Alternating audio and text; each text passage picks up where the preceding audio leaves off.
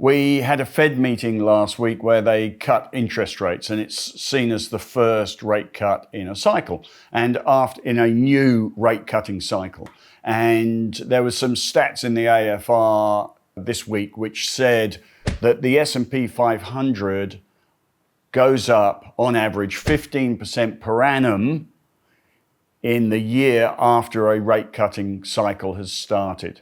And every Fed meeting, you sort of have to leave it a couple of days before you really get the market's reaction. Not everything is driven in the stock market by an instantaneous algorithm that gets it right.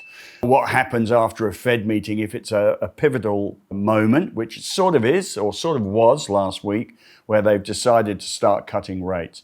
If there is a pivotal moment with the Fed, as there was in November 2023 when the market bottomed and they told us the inflation problem was beaten and the market took off for 18 months. So this is a fairly pivotal decision for the Fed. It's not huge. It was sort of expected. But it takes a couple of days for fund managers to sit in their asset allocation meetings and decide, what are we going to do about this? Is it material? Should it change our asset allocation? And I think you'll see from what's happened post-Fed meeting that after a couple of days, the market started to lift. So since the Fed meeting, the S&P 500 has been up 3.3%. Now you may think, well, that's not really material. If an index is going to go up 9% per annum, you've done 3% in 3 days. Sorry, that's material. And that tells you that a lot of fund managers sat in their asset allocation meetings and gone, right, that is going to drive equities. It's going to make markets, financial markets, safer.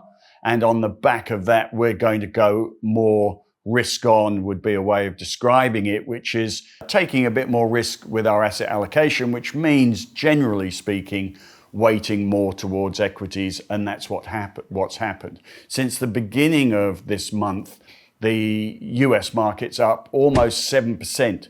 Almost 7%. That's an annual return in 3 weeks.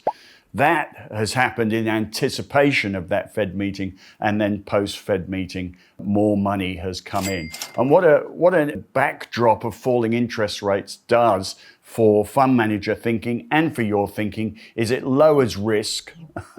It's a positive driver. It puts more money into equities, and it makes everything, it might sound silly, a little bit safer. Everyone's talking about overvaluation, but when you're talking large asset allocation decisions from fund managers that run hundreds of billions of dollars, they're not doing these things for this week.